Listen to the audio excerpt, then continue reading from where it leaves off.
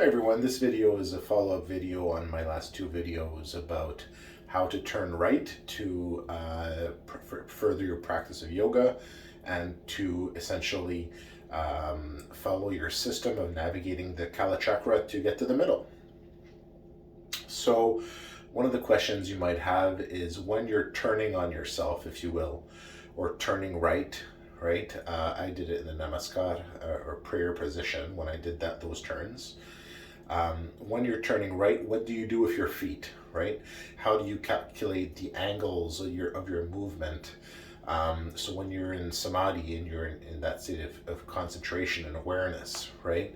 How do you calculate and keep track of how you turn your feet? So basically, what do you do with your feet, right? So that's an interesting question. For that question, I'm actually going to send you to research.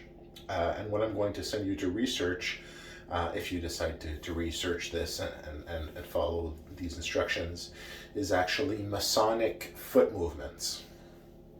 Okay, so what you can research is you can research the foot positions of different levels of the Masonic craft, if you will, right? So you have positions, for example, where your heels are together. And different positions. So what you really want to be doing is almost like when you look at a clock, right, with arms on the clock. So you have the movement of the clock, and you have that center where those arms of the clock, so the hours and minutes arms basically is attached to, right? So that's basically what you want to be looking at eventually.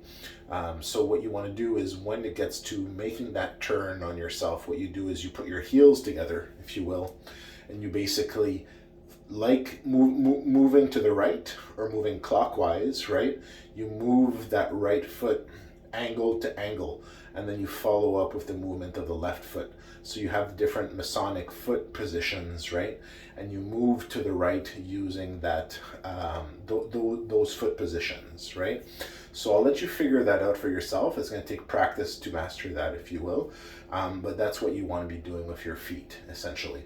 So once again, research Masonic foot movements. You can find that online using your tripod of Wikipedia, Google, and YouTube. Okay, and once you've understood that, once you've managed to master samadhi at the different levels, and practice will get you further at that level as well. You practice turning in that way, so you're basically turning to the angle that you want to turn, and by calculating that angle with your foot.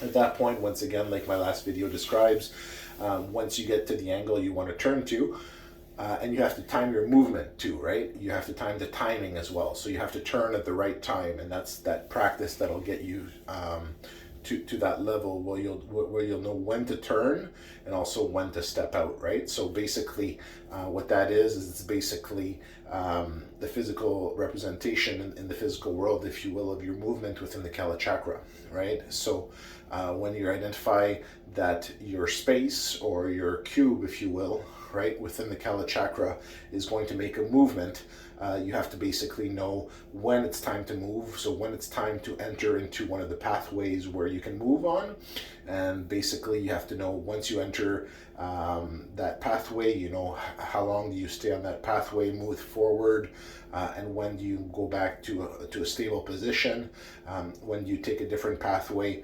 and move forward, etc. And then sometimes move sideways, right? So you have to navigate that map, if you will, and it's difficult to navigate because you can't see it, right? So you have to have that system to move forward, and you have to basically add all that to your practice, right? So while you're doing your standing up or walking meditation, if you will, which in a sense is your movement through the Kalachakra as you're trying to reach the center.